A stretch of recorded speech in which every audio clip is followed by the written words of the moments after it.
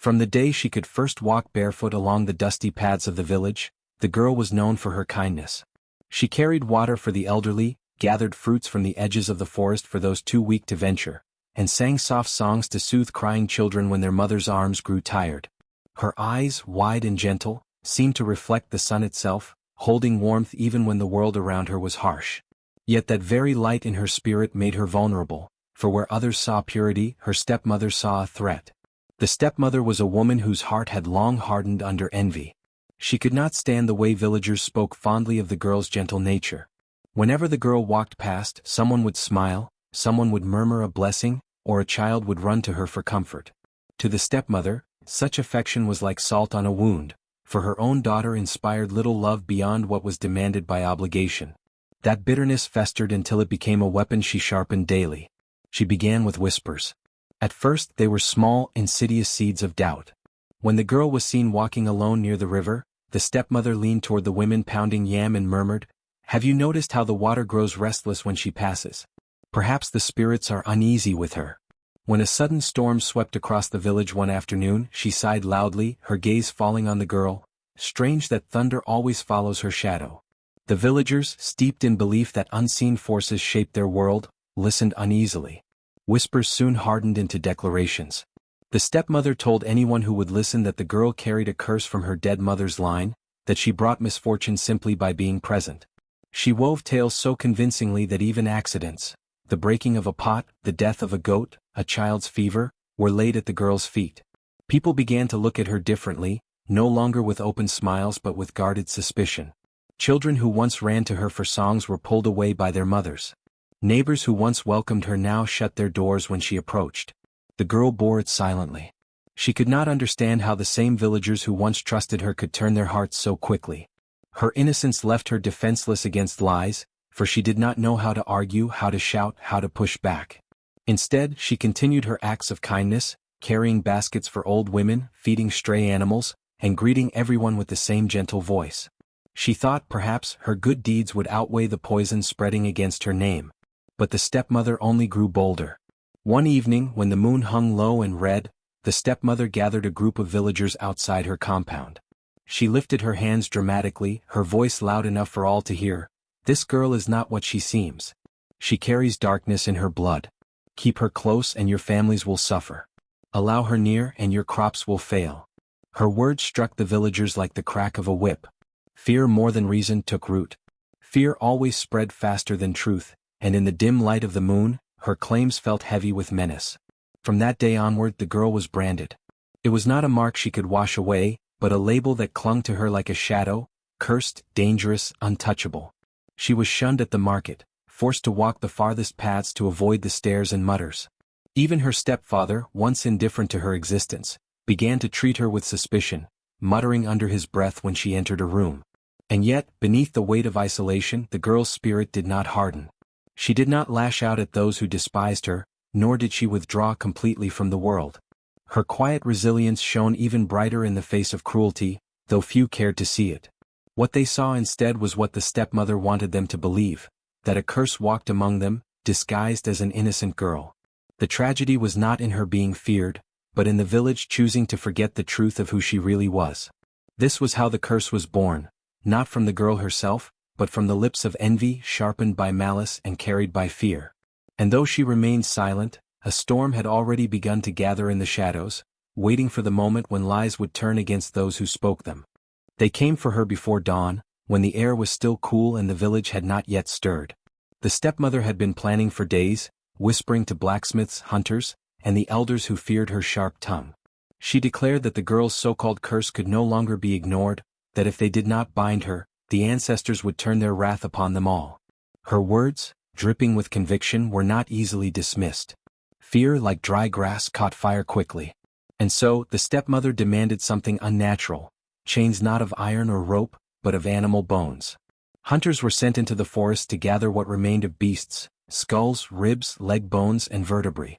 Each fragment was stripped, carved, and smoothed until it could be fastened into links. The bones were said to hold power, to carry the spirits of the animals that once lived.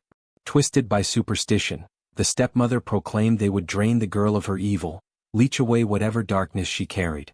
In truth, they were nothing more than relics of death, yet in the fearful eyes of the villagers, they became instruments of protection. The day the chains were finished, the stepmother paraded them through the village square.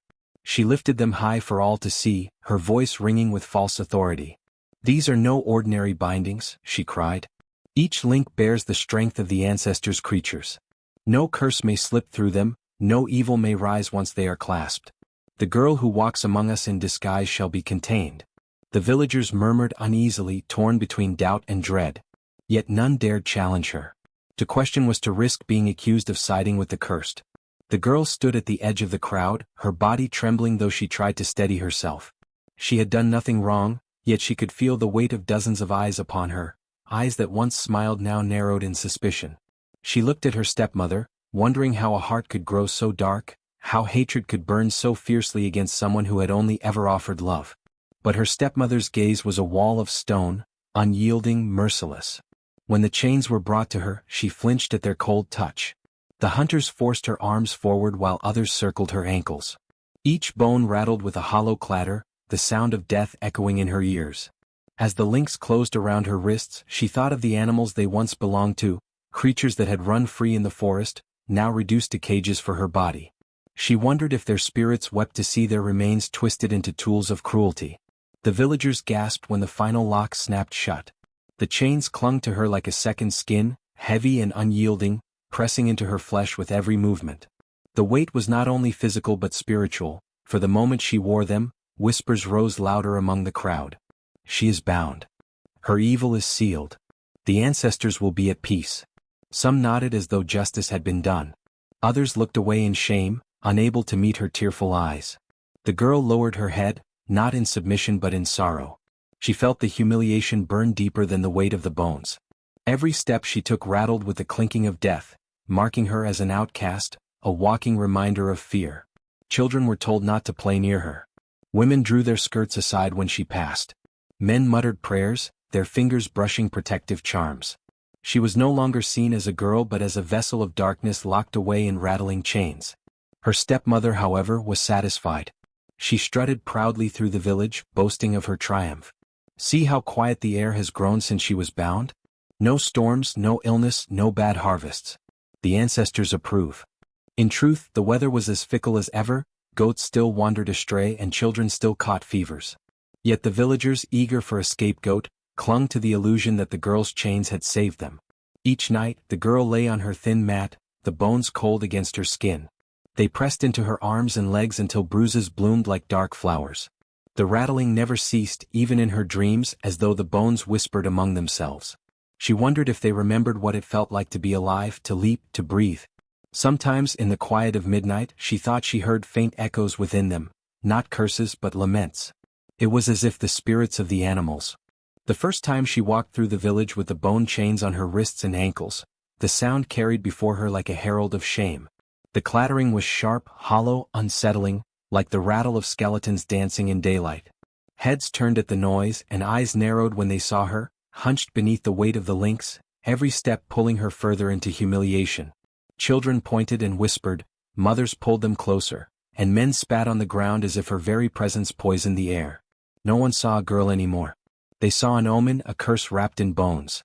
The stepmother's story had taken root too deeply, and now it sprouted from every mouth in cruel remarks.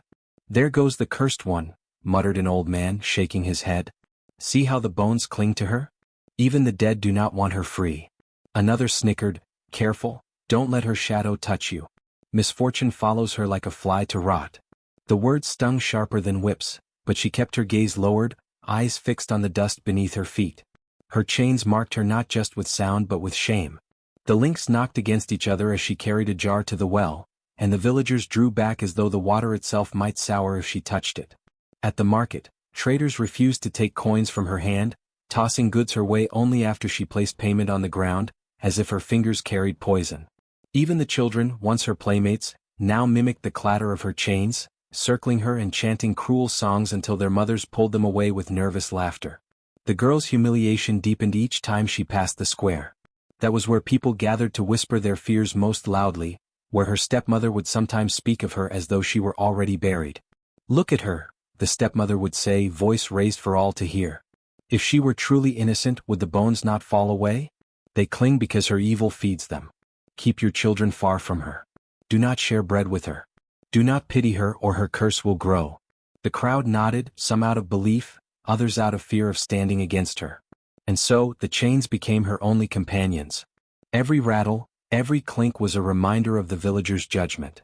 Some claimed the sound kept them awake at night, though she was nowhere near. Others whispered that when she walked by, milk soured and goats strayed from their pens. Lies spread faster than truth, and she was made to carry them all on her frail shoulders. Yet what pained her most was not the words themselves, but the way people she had once loved avoided her eyes, crossing the street rather than face her suffering. Still, beneath the mockery, a faint ripple of doubt stirred. Some villagers noticed how she never cursed them back, never lashed out despite the cruelty. She carried water for the elderly even when they recoiled from her touch. She gave food to hungry children, though their mothers forbade them to accept it. Her quiet endurance gnawed at their certainty, though few admitted it aloud. Yet envy and fear shouted louder than conscience, and so the humiliation continued. Each night, when she returned home, her body ached not only from the weight of the chains but from the wounds carved by words. She would lie on her mat, listening to the bones rattle against the floor with every breath, and she wondered how long she could endure. But deep within her heart, a spark refused to die.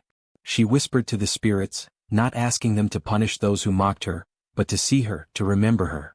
And though the villagers laughed at her chains by day, in the silence of night they would one day hear the true sound hidden within them, the sound of justice waiting to rise. The night pressed down heavy upon her, a silence that was broken only by the occasional hiss of crickets and the distant cry of an owl. Inside her small, shadowed hut, the girl sat curled against the cold earth, the weight of the bone chains pressing into her frail shoulders and wrists. Every movement she made was followed by the hollow clatter of the bones, as though the echoes of death were tied to her very existence. These chains, once belonging to beasts hunted for the village's rituals and feasts, had been twisted into her punishment. To her, they no longer felt like mere bones but like a constant reminder of the cruelty branded upon her by her stepmother's words. She was not just a child anymore, she had been turned into a spectacle of fear, an omen that others spat upon and mocked. And now, in the solitude of night, the pain of all that mockery poured out of her like a river she could not stop. Tears streaked her cheeks, warm and bitter, soaking into the dust below. She wept for the days before her father had remarried, when laughter used to fill her heart, when her hands were free to pick flowers in the fields and her feet danced unbound in the rain. Now even the rain avoided her, for the villagers whispered that the skies themselves feared her cursed presence. As each sob left her lips, the bones rattled, a cruel echo that made her grief louder. It was as if the chains were mocking her too, unwilling to let her suffer in silence. She pressed her trembling hands against her chest, whispering a prayer in between gasps, her voice carrying the trembling fragility of a wounded bird. "Spirits of my mothers, spirits of my fathers," she murmured, her eyes shut tightly against the night. "See me, hear me. If I have wronged, show me my fault. If I am innocent, free me. Let these chains not consume me." The room seemed to grow heavier, as though her words had drawn unseen eyes into the space. The wind outside shifted, rustling the grass like the low sigh of a presence too great to name. Her tears continued to fall, each drop slipping onto the pale bones that circled her arms and ankles. Where they landed, the bones seemed to drink them in, glistening faintly in the dim light of the moon seeping through the cracks of the hut. She noticed it first as a flicker, one bone on her wrist glowing softly as if awakened by her sorrow. But she did not stop praying even when her breath hitched and her voice cracked. Her heart poured out all the wounds it carried, the loneliness of being shunned, the longing for her father's embrace, the ache of being hated for sins she had not committed. Her sobs turned to wails, raw and unrestrained. And still the bones rattled, each sound now less hollow and more alive, as if her pain was stitching something into them. She felt a strange warmth crawl along her skin where the tears met the chains, as though the spirits themselves were answering her in silence. She lifted her face toward the ceiling, gazing at the stars visible through the gaps, and allowed her grief to rise into the night air, believing perhaps that her ancestors hovered there, listening. In that endless outpouring of sorrow she felt no relief, no sudden miracle. Yet something subtle shifted. The chains did not feel as suffocating in that moment. They were still cruel, still heavy, but they no longer seemed like instruments of pure punishment. Instead, they pulsed faintly with a rhythm that matched her heartbeat, as if her anguish had breathed life into them. She clutched her chest and whispered once more, voice shaking yet stronger than before, "If I am to carry these, let them carry me too. Do not let them crush me." The moon's light drifted across her, silver and soft, and though she remained bound, she felt for the first time that the night itself had cradled her tears. When at last exhaustion overtook her, she collapsed onto the earth floor, the bones rattling one last time before settling into a strange quiet. The chains no longer mocked, they waited. And as she drifted into uneasy sleep, her face damp with tears, a silence filled the hut that was not empty but watchful, as though her prayers had indeed been heard. The girl did not know it then, but her tears had marked the beginning of something far greater than chains of bones, something that would turn her suffering into a force neither her stepmother nor the village could contain. The night was thick with silence when it happened. The moon had reached its highest place in the sky, casting pale beams through the small cracks of the hut. The girl lay curled on the earth floor, her breath shallow with exhaustion from hours of weeping. The chains of bone lay slack against her skin, cold and heavy, their rattling finally stilled by her sleep. Yet as midnight deepened, something stirred within that silence. A faint sound, like the brush of dry leaves in the wind, filled the room. At first she thought it was the grass outside, but the noise grew sharper, an unmistakable clink, soft but clear, rising from the chains wrapped around her wrists. Her eyes shot open, her body stiff with dread. The hut was empty, no movement around her, no stepmother lurking at the door. But the chains, they shifted. Slowly, almost as if touched by invisible hands, the bones along her arms gave a faint rattle, clattering against one another in a hollow rhythm. She froze, her breath caught in her throat. For a heartbeat, she wondered if she was dreaming, if her grief had carried her into some strange nightmare. Yet when she raised her hand slightly, she felt the chains resist, tugging back as though alive. Fear wrapped itself around her chest. She pressed her back against the mud wall, her eyes wide and unblinking as the rattling grew louder. The bones did not simply hang anymore, they quivered as if something unseen pulsed within them. The sound filled the hut, faint but chilling, like the murmur of voices trapped in the hollows of the animal bones.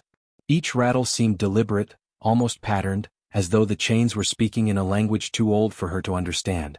Her heart pounded and she whispered to herself, "No, no, it cannot be." She had prayed to the spirits for freedom, begged them to see her pain, but never had she imagined an answer that sounded like this. She squeezed her eyes shut, trembling, hoping the sound would vanish.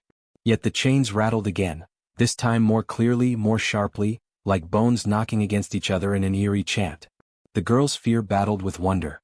Was this punishment? Or was it mercy in a form too terrifying for her to recognize? Slowly she reached out her fingers and brushed one of the bones. It was warm. Not from her body's heat, but with a faint pulse as though blood flowed through them once more. She jerked her hand back, a shiver running down her spine. Every instinct told her to scream, to cry out for help, but she stopped herself. If she screamed, the villagers would come. They would see her trembling under chains that now moved on their own, and they would not call it a miracle. They would call it proof of the curse her stepmother had declared. They would see her as dangerous, something to be destroyed. No, this secret was hers to bear alone. So she sat there in silence, her body rigid, her breath shallow as the rattling continued. It was not constant. It came in waves, soft clinks that rose and faded, like whispers carried by a restless wind. Sometimes it stopped altogether, leaving her in silence so heavy she almost wished for the sound again, until it returned, crawling under her skin. Minutes stretched like hours, and the girl felt her fear give way to something else. A strange awareness settled over her, a sense that the chains were no longer just bindings. They were listening. They responded not to the commands of her stepmother but to something deeper, to her tears, her prayers, her anguish. She recalled how her sobs had fallen onto them earlier, how the moonlight had caught on their surface, and she wondered if that night of grief had awakened them. Though her fear did not vanish, a spark of courage flickered within her. She whispered into the darkness, voice trembling, "If you hear me, if you are not here to harm me, then tell me why you move." Of course, no voice answered, only the soft clatter of bones, like a secret not yet ready to be revealed. But she felt a shift inside her chest, a quiet knowing that this was only the beginning. The girl remained awake until dawn, listening to the rattles that came and went, each one burrowing into her memory. When the first light of morning crept through the cracks, the chains stilled completely, falling limp as though nothing had happened at all. She stared at them, fear and wonder twisting inside her, and realized with certainty that her life had crossed into something beyond the ordinary. The chains no longer belonged to her stepmother's cruelty, they belonged to the night, to the spirits, and now, somehow, to her. The night after the first rattle, the girl could not close her eyes. She sat in her corner, knees pulled tightly against her chest, staring at the chains as though they were snakes ready to strike. All day she had worn them as she worked, their weight biting into her skin, their edges bruising her wrists and ankles. They had lain quiet under the scorching sun, mocking her fear with their stillness, as if they had never stirred at all. But she knew better now. She knew that silence was only waiting. When midnight came, the hut filled once again with the sound of bones knocking against one another. At first, it was the same faint clinking as before, but then the rhythm shifted, building into something louder, stronger, almost like the beat of a drum. Her heart skipped, thundering in time with the sound. She pressed her back into the wall, eyes wide, unable to look away as the chains quivered across her arms. The bones were moving, not by accident, not by wind or breath, but by their own will. Then it happened. A faint glow began to seep from the bones themselves. It was not bright, not enough to light the hut, but each hollow piece shone faintly, like dying embers in a fire pit. She gasped, lifting her arms slightly, staring at the shimmer that traveled from link to link. The glow flickered and pulsed, breathing like something alive. And then came the whispers. At first she thought they were only in her head, born of fear and exhaustion. But the more she listened, the more certain she became. The whispers came from the bones themselves, voices faint and broken, layered one over another like a chorus of echoes.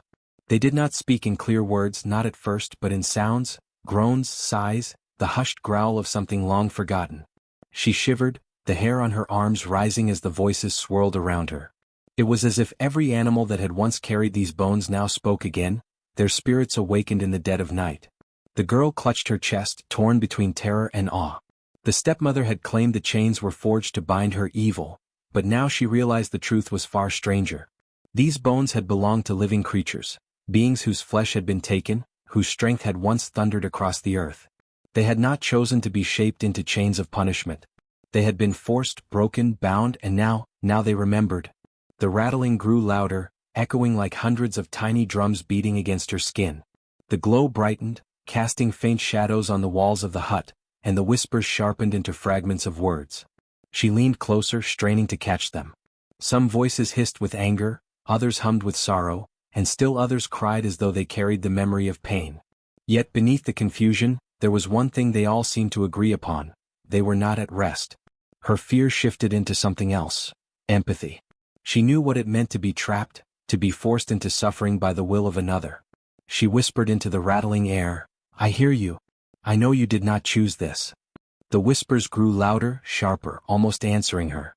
For a moment she thought she caught her own name within them, faint but unmistakable, and she trembled. Were they speaking to her? Or through her?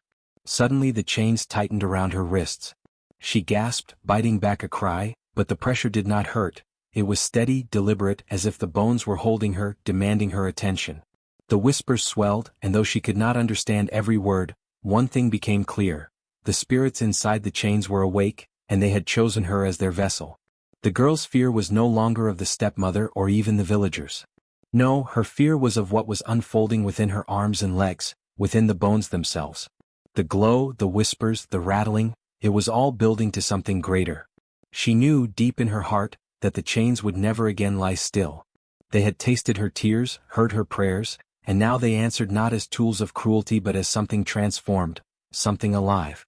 She sat through the night, her body trembling, the rattling echoing into her bones, until at last dawn broke. When the first light of morning touched the hut, the glow faded, the whispers silenced, and the chains fell slack once more. To anyone else they would seem the same heavy shackles of punishment. But the girl knew better. They had awakened. And now they waited. The night had been still, heavy with the kind of silence that settled thick over the village once the fires were doused and families lay asleep. But then it came, the sharp, unsettling sound of bones rattling in the darkness. At first it was faint, almost like the creaking of a tree or the clatter of loose wood. Yet within moments it grew louder, filling the air with a rhythm that no natural wind could have carried. The noise spread through the night like a living thing, rolling over the rooftops, echoing down every narrow path. Doors creaked open one by one. Men with half-tied wrappers and women clutching their babies stepped outside, their eyes darting around in confusion. The sound was not coming from the forest or the river, it came from within their own village, a rattling so persistent that it seemed to shake the very ground. Someone whispered, "What is that?" Another muttered, "Spirits, it must be spirits." Fear clung to their words, and before long the narrow lanes filled with anxious faces, all straining toward the source. When they reached the girl's hut, the sight before them froze their breath. The girl sat on the floor in plain view, her eyes wide, her body still, but the chains clamped around her wrists and ankles were alive with motion. They shivered violently, clanking against each other in a relentless rhythm, bone against bone, ringing in the silence like a warning bell. She wasn't touching them, wasn't even moving, yet the chains rattled as though some invisible hand shook them with fury. Gasps broke the quiet. Some villagers pressed their palms to their mouths, while others backed away, stumbling over each other in terror. Mothers clutched their children tighter, whispering prayers under their breath. One man dropped to his knees, too afraid to run, his eyes locked on the glowing shimmer that pulsed faintly from the bones. Another muttered, "These are not the chains of men, these are the chains of spirits." The crowd swelled as word spread quickly through the village.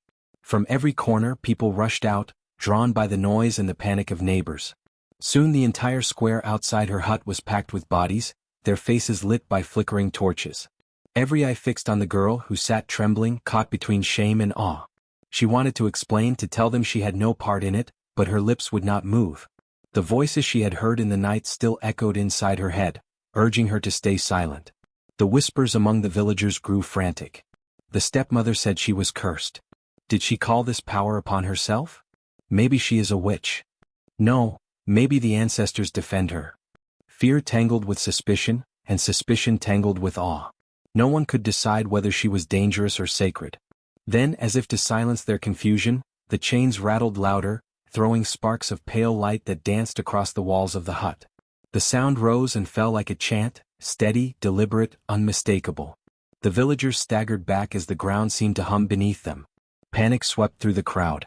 Some screamed, some fled into the night, while others dropped flat to the earth, pressing their foreheads down in reverence. The girl sat motionless, her face streaked with tears, while the weight of the moment unfolded around her. She knew the chains were no longer the tools of her suffering, they had become something else, something beyond her stepmother's control. The villagers, once so eager to mock her, now looked upon her with terror, as though she had become the doorway to a realm they dared not touch. The stepmother was nowhere to be seen, but her absence only deepened the fear. Whispers spread that she had called this curse into the world, that she had tampered with powers no human should bind. Some swore the bones themselves carried the voices of the dead animals, that the earth had risen against cruelty and found its vessel in the girl. By the time the chains finally stilled, the damage had been done. The village would never look at her the same way again. They had seen the impossible with their own eyes, heard the unnatural with their own ears. And deep in their hearts, every single one of them knew, whatever force had been awakened that night, it was far beyond their understanding. The girl lowered her head, clutching her trembling hands together. Around her, the crowd stood frozen between fear and reverence, their faces pale in the torchlight. The night was no longer hers to carry alone. It belonged now to every villager who had witnessed the rattling of bones, and to the whispers that had shaken their certainty forever. The next morning, the village was still buzzing with the memory of the rattling chains. No one could quite explain it, but the fear in their eyes spoke louder than words. People gathered in small groups, whispering about curses, ancestors, and spirits, while others simply avoided the girl's hut altogether. The girl herself moved quietly, her head bowed, but inside her heart she knew something had shifted. The chains no longer belonged to her stepmother, they belonged to something far greater. When the stepmother and stepsister returned from their errands in the market, they strutted with false confidence, pretending nothing unusual had happened. Yet as soon as they drew near the hut, the chains around the girl's body began to tremble.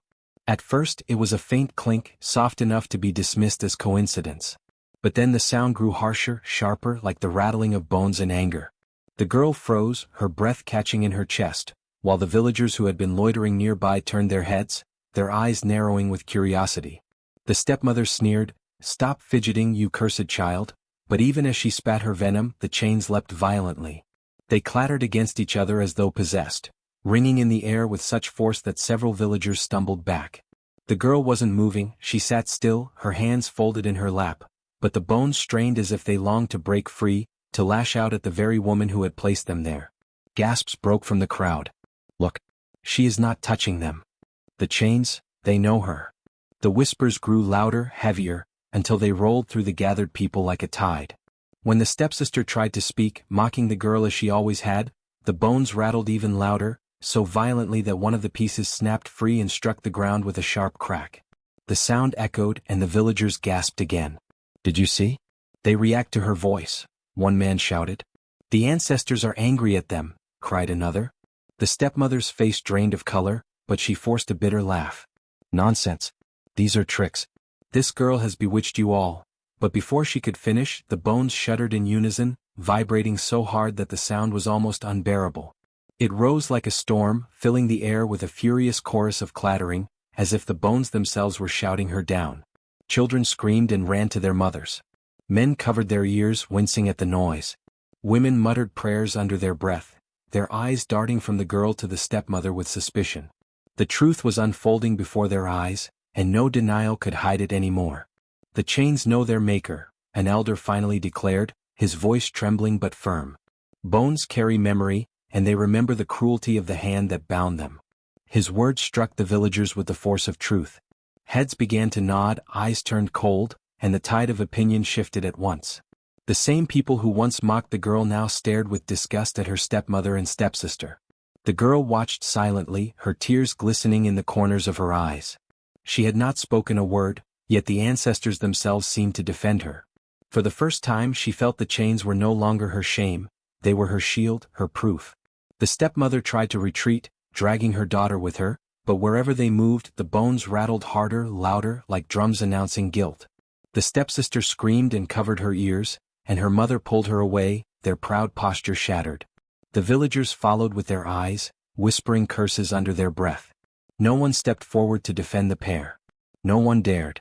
Their cruelty was laid bare for all to see, exposed not by witnesses or words, but by the very chains they had forged. By the time the stepmother and her daughter fled into the shadows of their compound, the village square was alive with murmurs of judgment. The ancestors are speaking. The girl is innocent. The chains themselves condemn them. The truth had been revealed, and the stepfamily's power was crumbling under the weight of their own evil. The girl sat quietly in the center of it all, her heart pounding but her spirit strangely calm. She had been humiliated for so long, but now, before the eyes of the village, her suffering had transformed into strength.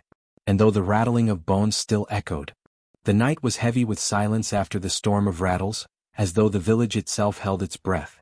The girl sat in the center of it all, her head bowed, the chains of bones still wrapped cruelly around her body. They were heavy, pressing against her shoulders and chest, each clink a reminder of humiliation. Yet as the villagers watched, something strange began to happen.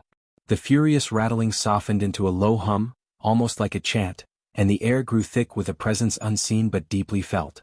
The girl's tears, which had so often fallen quietly in the shadows of her suffering, shimmered under the faint light of the moon. Dropping onto the bones, they seemed to sink into the very marrow of the chains. The rattling grew warmer, sharper, then suddenly stopped altogether. For one suspended moment, there was utter stillness, no sound, no movement, just the girl sitting with her hands folded in her lap, the cursed chains coiled around her like the remnants of a serpent. Then came the sound. A crack, sharp as lightning splitting the sky. The bones jerked violently and one by one they began to splinter. The villagers gasped, stepping back as fragments of bone clattered to the ground. The chains had not been touched by her hands, nor by anyone else, but they shattered as if struck by an unseen hammer. The girl looked up in shock, her wide eyes reflecting the pale glow that had begun to spread across the bones. Light seeped from the cracks.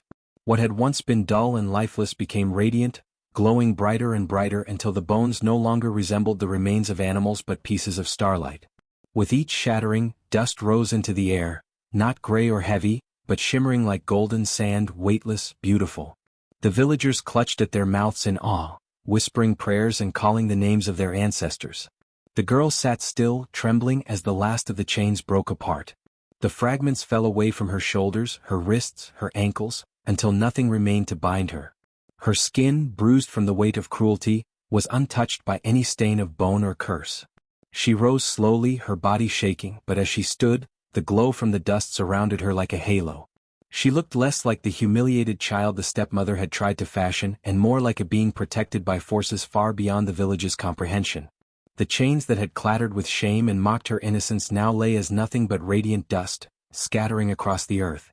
The villagers gasped as the dust swirled upward, carried by an unseen wind, and drifted into the sky like sparks from a great fire. Some said they saw faces in the glow, ancestors smiling as though their justice had finally been done. Others swore they heard a deep, distant voice, like thunder, whispering, "The innocent cannot be bound." The girl lifted her face toward the sky, her tears now falling freely, but these were not tears of sorrow. They were tears of release, of freedom, of gratitude. Her body felt lighter, as though 1,000 burdens had fallen away in that instant. For the first time in so long she could breathe without the weight of shame on her chest.